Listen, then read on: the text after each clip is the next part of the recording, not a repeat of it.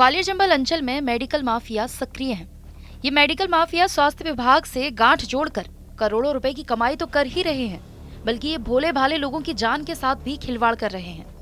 ऐसा नहीं कि इन पर कार्रवाई नहीं की गई हो, लापरवाही करने वाले ऐसे कई अस्पतालों में प्रशासन ने ताले डाले हैं, लेकिन मेडिकल माफिया इस कदर हावी हैं कि स्वास्थ्य विभाग से सांठ गांठ कर बंद हुए अस्पतालों की जगह पर ही नया नाम और नया लाइसेंस लेकर अस्पताल शुरू कर दिया है। आइए जानते हैं ग्वालियर में सिस्टम कोर्ट खेल दिखाता हुआ मेडिकल माफिया का मकड़ जाल कैसे फैल रहा है। ग्वालियर चंबल अंचल में आपने खनन माफिया, भू माफिया और शिक्षा माफिया के बारे में तो सुना होगा, लेकिन अंचल में इनसे ही बड़ा मेडिकल माफिया हो गया है, क्योंकि अब निजी अस्पताल मरीज से लाखों करोड़ों रुपए बनाने का जरिया बन गए हैं। दरअसल लोगों को मेट्रो सिटी की तर्ज पर बेहतर स्वास्थ्य सुविधाएं मिले, ऐसे में स्वास्थ्य विभाग से लाइसेंस लेकर अंचल में काफी तादाद में प्राइवेट अस्पताल संचालित हो रहे हैं। आए दिन इन निजी अस्पतालों पर इलाज के नाम पर मरीजों से 5 से 10 गुना ज्यादा वसूली करने के आरोप भी लगते रहे हैं। डॉक्टर फीस, आईसीयू और इंजेक्शन दवाओं के नाम पर ये अस्पताल भारी भरकम बिल बनाकर वसूली करते हैं। ज्यादातर निजी अस्पतालों में संसाधन, बेहतर डॉक्टर और ट्रेंड स्टाफ तक नहीं है, फिर भी ये अस्पताल इलाज के नाम पर मरीजों की जान से खिलवाड़ करते हैं। कई बार इन अस्पतालों में मरीजों की मौत तक हो जाती है, और जब मामला सुर्खियों में आता है तो प्रशासन लापरवाह अस्पतालों का लाइसेंस निरस्त कर ताले लटका देता है। लेकिन ऐसे हालातों में मेडिकल माफियाओं के लिए स्वास्थ्य विभाग सहारा भी बन जाता है। स्वास्थ्य विभाग जिन अस्पतालों को बंद करता है, उन अस्पतालों के संचालक स्वास्थ्य महकमे के अधिकारियों से मिली भगत कर नया लाइसेंस लेकर दूसरे नाम से बंद हुए अस्पताल को शुरू कर देते हैं। ऐसे में जगह, इंफ्रास्ट्रक्चर, संचालक, स्टाफ सहित अन्य व्यवस्थाएं भी सभी वही की वही रहती हैं।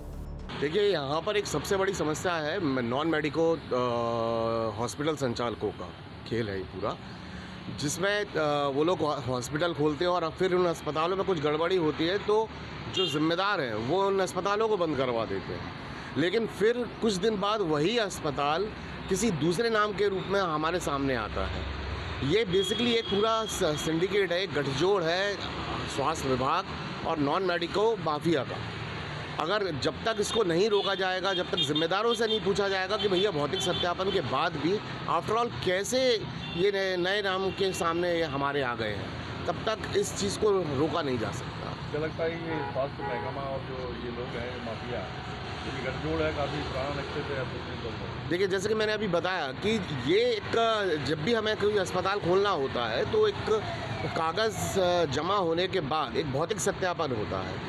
जब जिम्मेदारों को मालूम है कि आज से 10 दिन पहले जिस अस्पताल को उन्होंने सील किया उसको वो दूसरे नाम से उन्हीं लोगों के लिए खोल कैसे देते हैं, यानी कहीं ना कहीं ये बहुत गहरा गठजोड़ है।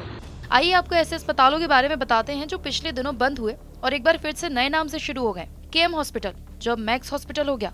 एलिस हॉस्पिटल का नाम बदलकर लाइफ लॉन्ग हॉस्पिटल कर दिया। आरोग्य हॉस्पिटल अब अश्मा हॉस्पिटल हो गया। एम हॉस्पिटल का लाइसेंस निरस्त करने के बाद अब वो सैम हॉस्पिटल के नए नाम से संचालित हो रहा है। श्री मल्टी स्पेशलिटी हॉस्पिटल अब श्री सावर या मल्टी स्पेशलिटी हो गया है। देवकी नंदन हॉस्पिटल अब आरडी हॉस्पिटल हो गया। मुस्कान हॉस्पिटल अब श्री शंकर हॉस्पिटल के नाम से चल रहा है। विनायक हॉस्पिटल, जो अब श्री साईं हॉस्पिटल के नाम से संचालित है। जनक हॉस्पिटल, जो अब आनंदम हॉस्पिटल के नाम से काम कर रहा है। ऋषिश्वरम हॉस्पिटल, जो अब मनीश्वर हॉस्पिटल है। रिलाइफ हॉस्पिटल का नया नाम अब सहयोग हॉस्पिटल हो गया है। ये तो सिर्फ चंद निजी अस्पताल हैं जो बंद होने के बाद नए नाम से मरीज के स्वास्थ्य से खिलवाड़ कर रहे हैं। इनके अलावा ऐसे ही कई और निजी अस्पताल भी अंचल में हैं जो स्वास्थ्य विभाग की कृपा से बेधड़क संचालित हो रहे हैं। आम लोगों का कहना है कि अस्पतालों में कमियां या शिकायतें मिलने के बाद निरीक्षण किया जाता है। गंभीर मामलों में नोटिस के बाद हॉस्पिटल बंद करने का आदेश जारी होता है। कुछ महीनों बाद स्वास्थ्य विभाग की मिली भगत और नए नाम से ये अस्पताल फिर से संचालित होने लगते हैं। इस खेल में स्वास्थ्य विभाग के निरीक्षक, जिलाधिकारी से लेकर बड़े अफसरों तक मोटी रकम जाती है। इसका परिणाम ये होता है कि जनता के स्वास्थ्य के साथ खिलवाड़ जारी रहता है। ऐसे में इस पर कड़ी कार्रवाई होनी चाहिए। बिल्कुल, ये सही बात है कि जब भी किसी अस्पताल में छापामार कार्रवाई होती है, वो मानकों पर खरे नहीं उतरते तो उनको स्वास्थ्य विभाग उनको बंद कर देता है। लेकिन मान लीजिए उसका अस्पताल का नाम का है, तो बाद में वो खा रख लेता है और वो डॉक्यूमेंट में इस तरह से फेरबदल केवल नाम से कर देता है। काम वही चलता है, डॉक्टर भी वही होते हैं, सब सिस्टम भी वही रहता है, केवल बोर्ड बदल देते हैं। तो ये पूरी स्वास्थ्य विभाग की लापरवाही है। इससे आम लोगों को बड़ा इससे कह सकते हैं कि संकट भुगतना पड़ रहा है, क्योंकि कई बार लोगों को ये पता ही नहीं रहता कि इस अस्पताल में स्पेशलिटी कौन है, डॉक्टर कौन है, एम्बुलेंस और डॉक्टरों की मिली भगत जो होती है उसके चलते एम्बुलेंस चालक इनको लेके आ जाते हैं मरीजों को, और उसमें मरीज के पूरी तरह से लूट खसुट होती है। जब गंभीर स्थिति हो जाती है तो सरकारी अस्पताल में उसको रेफर कर दिया जाता है या फिर मरीज अपनी जान से हाथ धो बैठता है।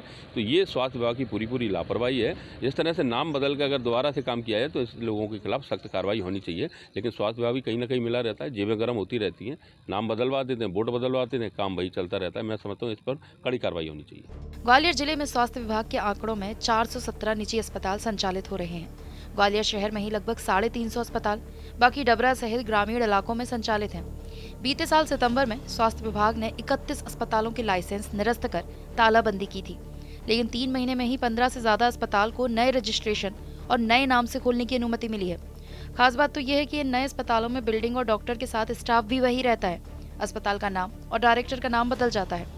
स्वास्थ्य विभाग की क्षेत्रीय स्वास्थ्य संचालक डॉक्टर नीलम सक्सेना का कहना है कि हमने ग्वालियर चंबल अंचल के सभी जिलों के CMHO को पत्र जारी कर ऐसे अस्पतालों की सूची मांगी है जो नाम बदल कर चल रहे हैं। अगर उन अस्पतालों में खामियां होंगी या फिर नियमों का उल्लंघन पाया जाता है तो तत्काल ही कार्रवाई की जाएगी। ये अभी हाल ही में फरवरी में संचालनालय से भी एक पत्र जारी किया गया है सारे CMHO को कि उनके क्षेत्र में जितने भी नर्सिंग होम हैं उनकी वो विधिवत जांच कर और बेड संख्या स्पेशली, क्योंकि इस तरह से होता है कि कई लोग 100 बेड का ले लेते हैं लेकिन बेड नहीं होते उनके, तो वो सभी CMO को अपने अपने क्षेत्र की सारे नर्सिंग होम की जानकारी पूरी देख के उसका इंस्पेक्शन करके ये रिपोर्ट भोपाल भी भेजी जानी है, तो उस पे भी हर CMO द्वारा ये कार्रवाई की जा रही है। ग्वालियर में देखा गया है कि बहुत सारे अस्पताल हैं जो नए नाम से शुरू हो गए, जबकि लापरवाहियों के चलते, मरीज की मौत के चलते ऐसे अस्पताल बंद हुए थे। इनको लेकर आपका किस तरह से क्या ऑब्जर्वेशन है? अगर इस तरह से कुछ दिए गए हैं तो हम उसकी जानकारी सारे ही जिलों से प्राप्त करेंगे और क्यों उनका निरस्त किया गया था और अब किस नाम से उसी जगह पे दे दिया गया है, क्या उसमें वही सुविधाएं हैं या सुविधाएं कुछ बड़ी हैं, उसकी भी जानकारी ली जाए। प्रदेश में स्वास्थ्य सुविधाएं बेहतर हों, इसके लिए सरकारी अस्पतालों के साथ ही प्राइवेट अस्पतालों का बड़ा नेटवर्क अंचल में फैला है। लेकिन जब मेडिकल माफिया इस तरह सिस्टम को ठेंगा दिखाकर जनता के स्वास्थ्य के साथ खिलवाड़ करते हैं और उनकी जमा पूंजी हथिया लेते हैं, ऐसे में इन माफियाओं को तोड़ना भी जरूरी हो गया है। लिहाजा देखना होगा कि अब ऐसे मेडिकल माफियाओं पर कार्रवाई का दावा पूरा होगा या सिर्फ खोखली बयानबाजी तक ही ये सीमित रहेगा। ग्वालियर से धर्मेंद्र शर्मा की रिपोर्ट, TV9 मध्य प्रदेश।